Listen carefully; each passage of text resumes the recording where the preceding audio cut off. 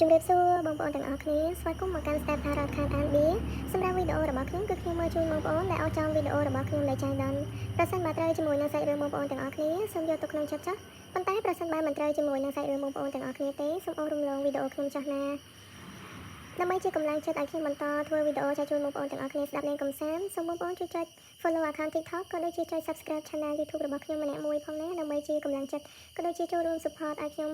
ចែករំលែកនៅវីដេអូជាបន្តទៀតខ្ញុំពិតជាសូមទោសដែលវីដេអូរបស់ខ្ញុំផុសជូនបងប្អូនទស្សនាមានការយឺតយ៉ាវពីព្រោះខ្ញុំរវល់ជាមួយនឹងការងារផ្ទាល់ខ្លួនដែរប៉ុន្តែខ្ញុំសន្យាថាខ្ញុំនឹងព្យាយាមធ្វើវីដេអូចែកជូនបងប្អូនទាំងអស់គ្នាជាបន្តទៀតណាបងទាំងអស់គ្នាសម្រាប់សន្លឹកការគឺខ្ញុំបានដោះរួចរាល់ហើយគឺសន្លឹកការចំនួន5សន្លឹកតើអត្ថន័យសន្លឹកការទាំង5សន្លឹកនេះមានអត្ថន័យបែបណាចង់ណែនាំទៅកាន់អ្នកដែលចូលមកមើលវីដេអូនេះសម្រាប់សំណួររបស់យើងគឺយើងចង់សួរថាតើមានរឿងអ្វីដែលយើងគួរតែប្រុងប្រយ័ត្នទុកជាមុនសម្រាប់អ្នកមានគ្រួសារក៏ដូចជាអ្នកនៅលាវតើយើងគួរតែប្រុងប្រយ័ត្នអ្វីខ្លះពេលនេះក៏ដូចជាពេលខាងមុខបងប្អូនទាំងអស់គ្នាយើងទទួលបានសន្លឹកការ Night of Cup សន្លឹកការ The High Priestess សន្លឹកការ Ten of Pentacles សន្លឹកការ King of Pentacles និងចុងក្រោយគេសន្លឹកការ Four of Pentacles តើអត្ថន័យសន្លឹកការទាំងអស់នេះចង់ណែនាំរឿងអ្វីខ្លះដែលអ្នកគួរតែប្រុងប្រយ័ត្នសម្រាប់អ្នកដែលចូលមកមើលវីដេអូមួយនេះមិនថាអ្នកជាមនុស្សប្រុសឬក៏មនុស្សស្រីទេសម្រាប់សន្លឹកការ Night of Cups គឺជាសន្លឹកការដែលតំណាងឲ្យមនុស្សប្រុសឬក៏មនុស្សស្រីដែលមានអាយុចាប់ពី25ឆ្នាំឡើងបើសិនបើអ្នកជាមនុស្សប្រុសដែលចូលមកមើលវីដេអូនេះបងប្អូនខ្លះក៏អាចមានរាងធាត់ដែលគេហៅថាមានសាច់ហើយបច្ចុប្បន្នបងប្អូនក៏ព្យាយាមសម្រក់គីឡូដើម្បីឲ្យមានរាង slim ក៏ដូចជារាងដែលយើងចង់បានត្រឡប់មកវិញដែរព្យាយាមតមអាហារព្យាយាមហាត់ប្រាណដើម្បីបានរាងស្អាតត្រឡប់មកវិញវាជាសន្លឹកការដែលតំណាងឲ្យមនុស្សដែលស្រឡាញ់ភេទដូចគ្នាដែរសន្លឹកការ Ten of Cups នេះបងប្អូនខ្លះក៏អាចស្រឡាញ់ភេទដូចគ្នាដែរប៉ុន្តែមិនទាំងអស់ទេមួយចំនួនដែរព្រោះសន្លឹកការគឺបង្ហាញយើងបែបនេះពាក់ព័ន្ធជាមួយនឹងរូបពេនេះគឺតំណាងឲ្យស្នេហាឬក៏ក្តីស្រឡាញ់បងប្អូនទាំងអស់គ្នាអ្នកជាមនុស្សដែលមានរសនិយមខ្ពស់ដែរមិនថាអ្នកជាមនុស្សប្រុសឬក៏មនុស្សស្រីទេប៉ុន្តែមានកង្វល់ច្រើននៅក្នុងរឿងស្នេហាដែរពាក់ព័ន្ធជាមួយនឹងរូបពេនេះឬក៏រូបខាប់នេះបងប្អូនហើយបងប្អូនខ្លះអ្នកគួរតែប្រុងប្រយ័ត្នពាក់ព័ន្ធជាមួយនឹងជំងឺធាត់ដែរបើសិនជាបងប្អូនលើសគីឡូគឺប្រឈមជាមួយនឹងជំងឺធាត់ដែរព្យាយាមតមអាហារឬក៏ហាត់ប្រាណដើម្បីបានសុខភាពល្អត្រឡប់មកវិញនៅពេលដែលយើងមានរាងធាត់យើងអាចប្រឈមនឹងជំងឺច្រើនមុខដែរអញ្ចឹងបងប្អូនគួរតែស្រឡាញ់សុខភាពទាំងអស់គ្នាណាហើយសន្លឹកការនេះក៏តំណាងឲ្យជំងឺគិតច្រើនឬក៏ការគិតច្រើនដែរប៉ុន្តែអ្នកជាមនុស្សដែលមានទេពកោសល្យនៅក្នុងរឿងសិល្បៈបងប្អូនខ្លះក៏អាចធ្វើការជាអ្នកសិល្បៈផងដែរមិនថាការងារបែបណាទេពាក់ព័ន្ធជាមួយនឹងសិល្បៈគឺសន្លឹកការគេបង្ហាញបែបនេះសម្រាប់សន្លឹកការ The High Priestess នេះជាសន្លឹកការដែលតំណាងឲ្យអ្នកបួសដែរអាចបងប្អូនខ្លះគាត់អាចតមសម្រាប់សត្វឬក៏គាត់កាន់សិល5ហើយគាត់មិនបៀតបៀនជីវិតអ្នកដទៃទេហើយអាចអ្នកដែលចូលមកមើលវីដេអូនេះអ្នកអាចជាគ្រូទីឬក៏អ្នកអាចជាអ្នកដែលមើលការថតរ៉តដូចជាខ្ញុំដែរអាចជាអ្នកទស្សន៍ទាយបៀដល់ល្បីម្នាក់ផងដែរសន្លឹកបៀនេះក៏ចង់ប្រាប់អ្នកផងដែរថាអ្នកជាមនុស្សដែលពូកែភាគរយនៃរឿងល្អឬក៏រឿងមិនល្អគឺ50%មានន័យថាទទួលបានទាំងសញ្ញាបូកនិងសញ្ញាដកល្អ50%កំឡុងពេលនេះរឿងដែលអ្នកគួរប្រយ័ត្នក៏គួរតែប្រយ័ត្ន50%ហើយរឿងល្អៗដែលនឹងចូលមកក្នុងជីវិតក៏50%ដូចគ្នាដែរប៉ុន្តែសម្រាប់សន្លឹកការគឺបង្ហាញអ្នកពាក់ព័ន្ធជាមួយនឹងរឿងលុយកាក់អាចនឹងមានបញ្ហាពាក់ព័ន្ធជាមួយនឹងរឿងលុយកាក់ច្រើនជាងរឿងដែលគួរប្រយ័ត្នគឺរឿងលុយកាក់ដោយសារតែយើងឃើញសន្លឹកការរបស់យើងដែលយើងដោះបានគឺទទួលបានរូបកាយនេះច្រើនរូបកាយឬក៏រូបកាក់ហ្នឹងគឺតំណាងឲ្យលុយកាក់ឲ្យបងប្អូនទាំងអស់គ្នាអញ្ចឹងសន្លឹកការគឺគេចង់ឲ្យយើងប្រុងប្រយ័ត្នពាក់ព័ន្ធជាមួយនឹងរឿងលុយកាក់សម្រាប់សន្លឹកបៀ Ten of Pentacles សន្លឹកបៀនេះក៏ជាសន្លឹកបៀដែលតំណាងឲ្យលុយកាក់ច្រើនដែរបងប្អូនខ្លះអាចជាមនុស្សដែលកើតមកនៅក្នុងគ្រួសារដែលមានទ្រព្យសម្បត្តិមានលុយកាក់ច្រើនហើយមានសមត្ថភាពខ្ពស់នៅក្នុងការរកលុយហើយជាមនុស្សដែលស្រឡាញ់គ្រួសារដែលស្មោះត្រង់ផងដែរតែប៉ុនជាមួយនឹងរឿងគួរតែប្រុងប្រយ័ត្នគឺតែប៉ុនជាមួយនឹងការរងចាំលុយធំគឺមិនទាន់បានសម្រេចទេបើសិនបើនៅពេលនេះអ្នកកំពុងតែវិនិយោគទុនឬក៏រងចាំលុយធំឬក៏រងចាំលក់របស់អីមួយដែលអ្នកចង់លក់ចេញអាចនឹងមិនទាន់បានសម្រេចភ្លាមៗទេហើយអាចមានការយឺតយ៉ាវនៅក្នុងរឿងលុយកាក់ហើយគ្រួសារកំពុងតែមានភាពខ្វះខាតពាក់ព័ន្ធជាមួយនឹងរឿងលុយកាក់ដែរហើយកំពុងតែគាំងលុយជាខ្លាំងអញ្ចឹងបើសិនជាបងប្អូនកំពុងតែធ្វើអាជីវកម្មឬក៏រកស៊ីត្រូវការបង្វិលលុយទៅកាន់នរណាម្នាក់ឬក៏រងចាំនរណាម្នាក់បង្វិលលុយមកឲ្យយើងគឺលុយសូមមានការប្រុងប្រយ័ត្នព្រោះអីបងប្អូនអាចនឹងមានការគាំងលុយ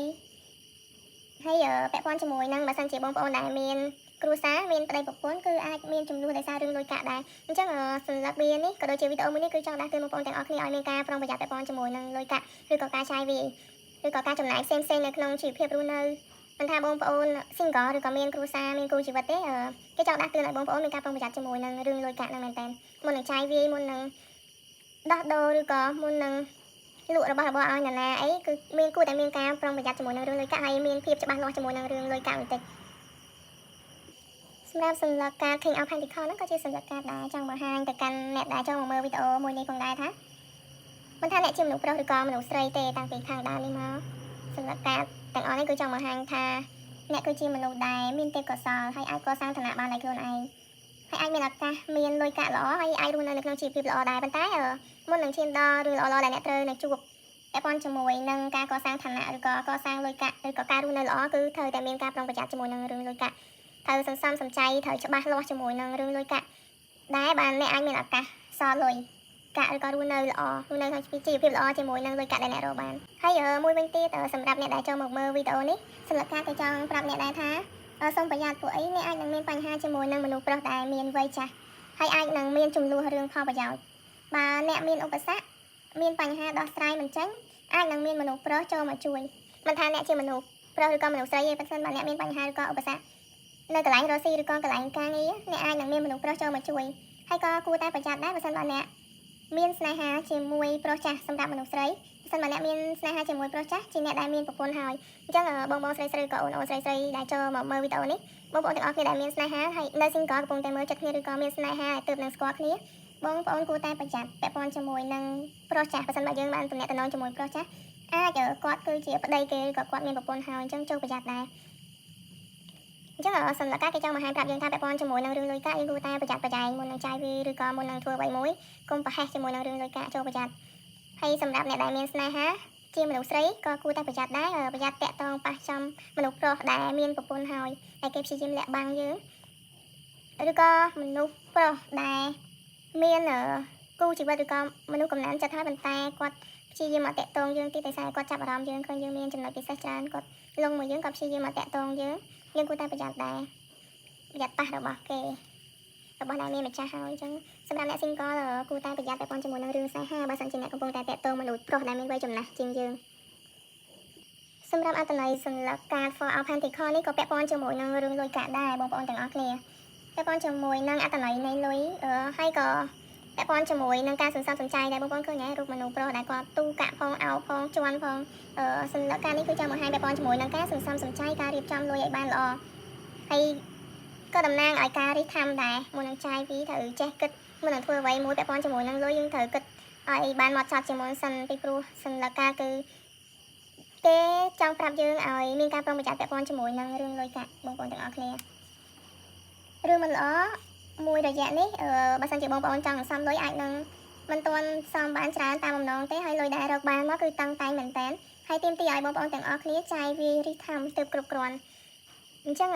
សរុបរួមមកសន្លឹក card នេះគឺចង់បង្ហាញប្រាប់យើងថាយើងត្រូវមានការប្រុងប្រយ័ត្នខ្ពស់ជាមួយនឹងរឿងលុយកាក់ហើយត្រូវមានគំនិតសន្សំសំចៃរិះថំគិតឲ្យសពជ្រុងជ្រោយមុននឹងធ្វើការចំណាយឬក៏ចាយវាផ្សេងហើយបើសិនជាបងប្អូនកំពុងតែធ្វើការបណ្ដាក់ទុនរកស៊ីឬក៏ត្រូវផ្ញើលុយវេលុយឲ្យគេមុនដើម្បីទទួលបានអីវ៉ាន់យកមកលក់យើងគួរតែមើលឲ្យបានល្អឬក៏មកចត់ដែរឲ្យច្បាស់លាស់សិនមុននឹងផ្ញើលុយទៅឲ្យគេដើម្បីទទួលបានអីវ៉ាន់យកមកលក់ឬក៏ធ្វើអាជីវកម្មអីពីព្រោះគេចង់ដាស់តឿនយើងថាយើងមានការប្រុងប្រយ័ត្នជាមួយនឹងរឿងលុយមែនតើយើងអត់ត្រូវមានបាត់បង់លុយទេនៅក្នុងសន្លឹក card ប៉ុន្តែគេឲ្យយើងប្រុងប្រយ័ត្នពាក់ព័ន្ធជាមួយនឹងការចាយវាយជាមួយនឹងការចំណាយហើយសម្រាប់ពាក់ព័ន្ធជាមួយនឹងរឿងស្នេហាមនុស្សប្រុសមិនអីទេប៉ុន្តែសម្រាប់មនុស្សស្រីសូមមានការប្រុងប្រយ័ត្នបើកំឡុងពេលនេះអ្នកកំពុងតែមានទំនាក់ទំនងជាមួយមនុស្សប្រុសចាស់ឬក៏មនុស្សប្រុសដែលមានវ័យចំណាស់ជាងអ្នកប្រយ័ត្នប្រយែងពាក់ព័ន្ធជាមួយនឹងប៉ះស្នេហាដែលគាត់មានប្រពន្ធហើយឬក៏គាត់ជាប្តីគេហើយប៉ុន្តែគាត់មកតាក់ទងយើងអាចនឹងយកយើងលេងសើចឬក៏យកយើងកំដរអារម្មណ៍អញ្ចឹងយើងគួរតែប្រុងប្រយ័ត្នសម្រាប់បងប្អូនស្រីដែលមានស្នេហាឬក៏កំពុងតាក់ទងមនុស្សថ្មីនៅពេលនេះអញ្ចឹងសម្រាប់សន្លឹក card នេះគឺមានតែប៉ុណ្្នេះទេសម្រាប់ការណែនាំទៅកាន់បងប្អូនទាំងអស់គ្នាពាក់ព័ន្ធជាមួយនឹងរឿងដែលយើងគួរតែប្រុងប្រយ័ត្នពាក់ព័ន្ធជាមួយនឹងរឿងលុយកាក់និងស្នេហាបងប្អូនស្ដាប់លេងចោះប្រសិនបើត្រូវជាមួយនឹងសាច់រឿងបងប្អូនទាំងអស់គ្នាសូមយកទុកក្នុងចិត្តចោះប៉ុន្តែប្រសិនបើមិនត្រូវជាមួយនឹងសាច់រឿងបងប្អូនទាំងអស់គ្នាទេសូមអស់រំលងវីដេអូខ្ញុំចា៎ណា ខ្ញុំសូមបញ្ចប់វីដេអូរបស់ខ្ញុំតែត្រឹមនេះជួបខ្ញុំនៅវីដេអូក្រោយទៀតណា